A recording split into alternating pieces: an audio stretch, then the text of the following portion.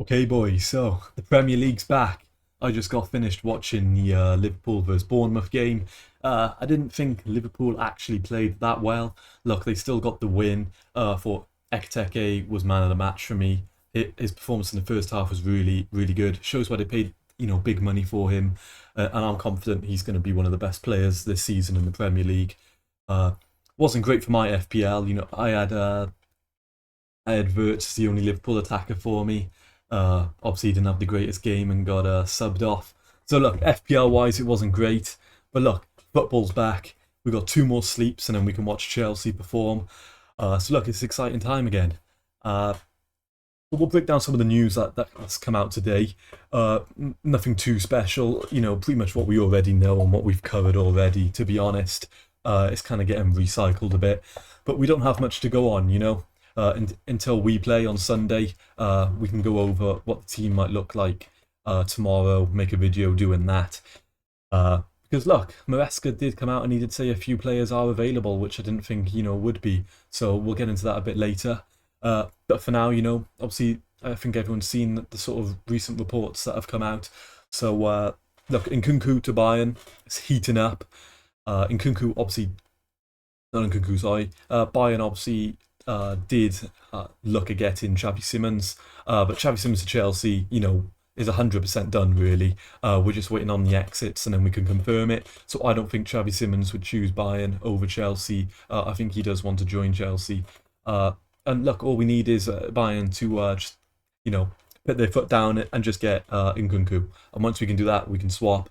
Once we get rid of Jackson as well, Garnacho will come in, and I think that'll be our transfer window. Maybe we buy another random kid from somewhere. But look, it looks like those two players. Perhaps we might get a centre back. Maresca did sort of flirt with the idea again. But look, it remains to be seen. We haven't had any concrete evidence or any, real reports. Just the one report, but I will show you that as well. So look, Fabrizio tweeting about the 20th thing he's already tweeted. It's nothing really too new. It's just reinforcing, look, once Nkunku's gone, Xavi Simons will come in. So he won't be in time for Crystal Palace, which is fine. We've got Gittins, we've got depth, so we'll be fine in that game, I think. But it's a bit annoying. He could have had a cameo off the bench, right? So that's the only downside. Look, we've got here.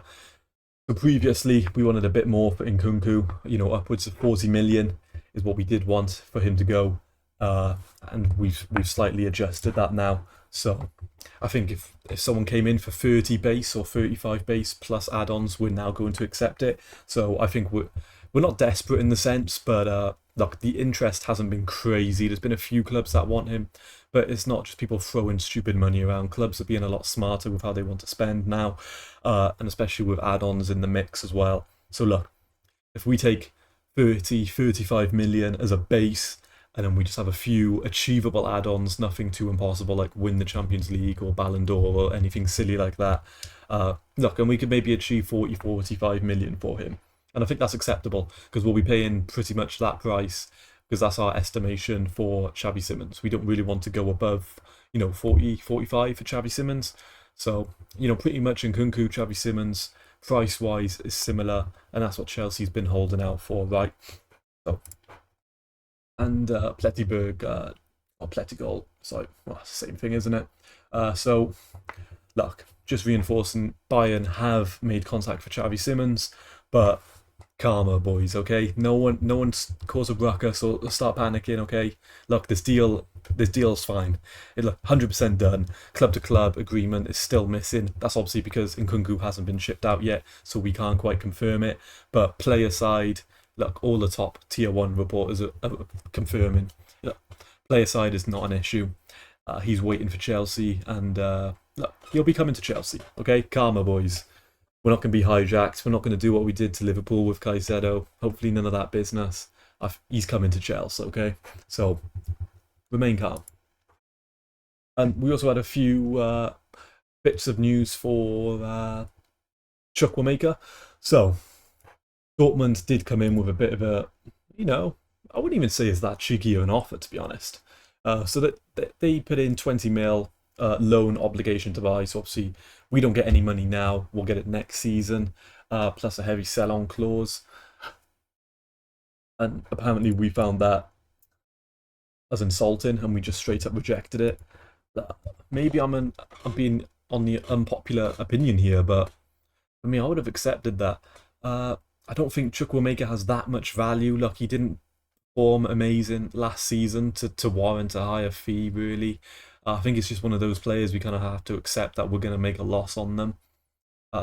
Which was a shame. I quite liked him, but he had a few injuries. He didn't play too much. He just didn't have a chance to really develop how we wanted him to, right? So I would have accepted this. I'm sure Dortmund will come in again and we'll probably accept it then, because it would be silly to just let Dortmund walk away and then we're stuck with Chukwuemeka again. We need the money.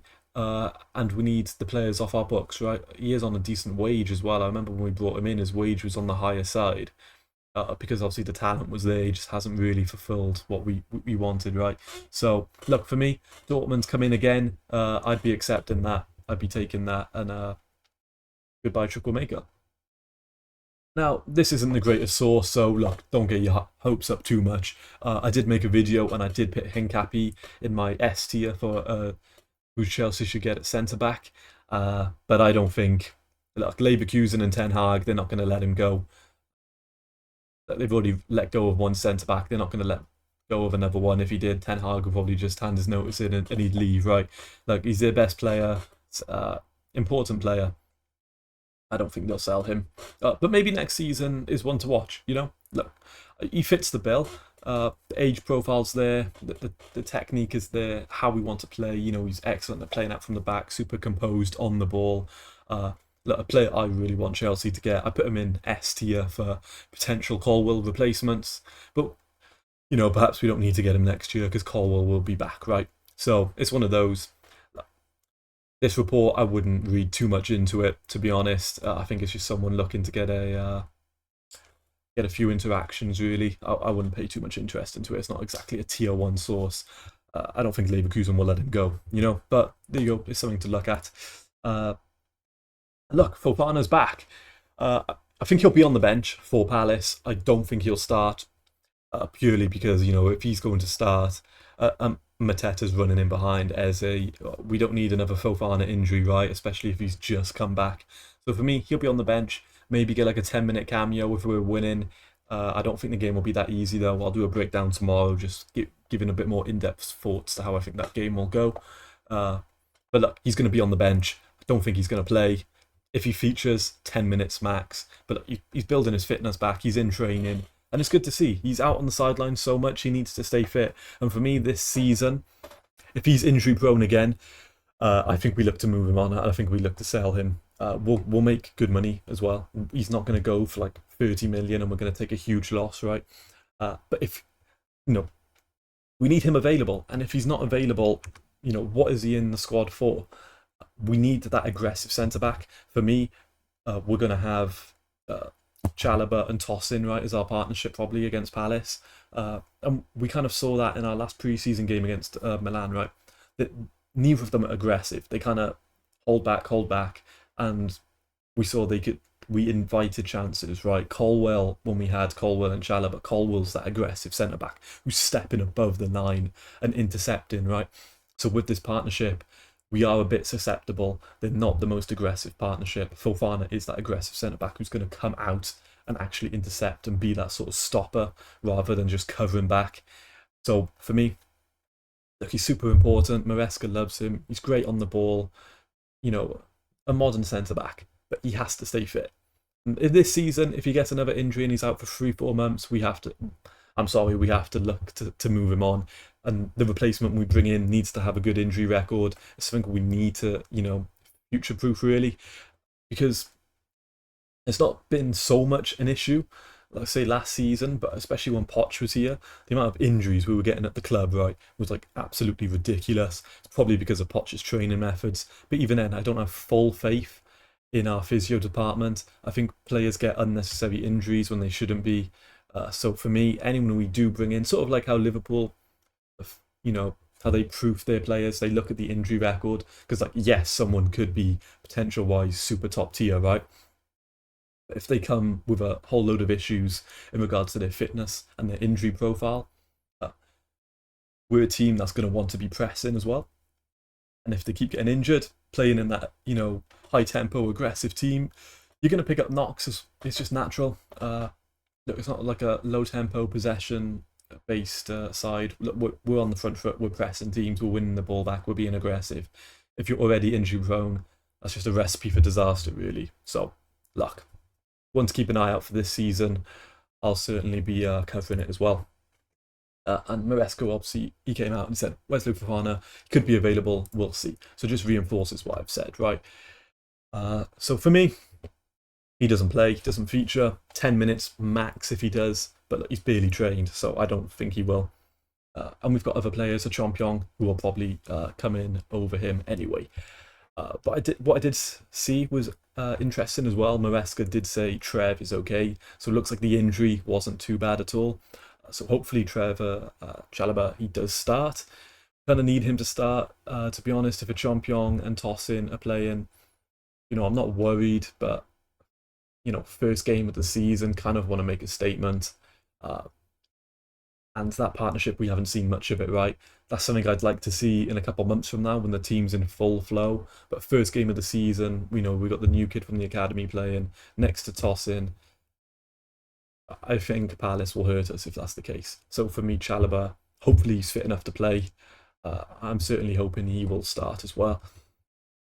And Maresca also came out as well, and he said, look, I'm happy with the squad, no doubt, but when the transfer window is open, anything can happen. We also saw he did kind of hint, perhaps looking into the market for a centre-back replacement. I did see reports that, obviously, if we go out and we get a centre-back... oh, right, I've just got some... breaking news now, actually. What did it's just have a look. Bear with me. Okay, so this has just come out now. Breaking Enzo Maresca on the need for centre back. Wes played 45 minutes in that position. It was the first half against Bournemouth away, probably one of the worst halves since we started. Bonar played in the middle, the Conference League final. First half, we're losing 1-0. We changed him with Levi and we won 4-1. It's not the same. The one in the middle, in my way, is so important. Okay, so it's kind of just reinforcing what we said, right? He wants us to go out on the market and get a centre-back. So we'll see. Definitely one to watch.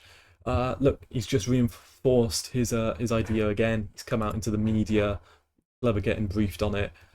He wants a centre-back. So we'll see if we get linked with anyone tomorrow. Watch my tier list if you haven't already. I covered a few realistic names as well. I didn't just pick big players that if you're on Football Manager or career mode, oh yes, I'll just go out and get that centre-back, No, I went with realistic names that we could get. For me, someone a bit more experienced that doesn't cost loads would be ideal. Someone who's about 25, 27, we get in for 30 million.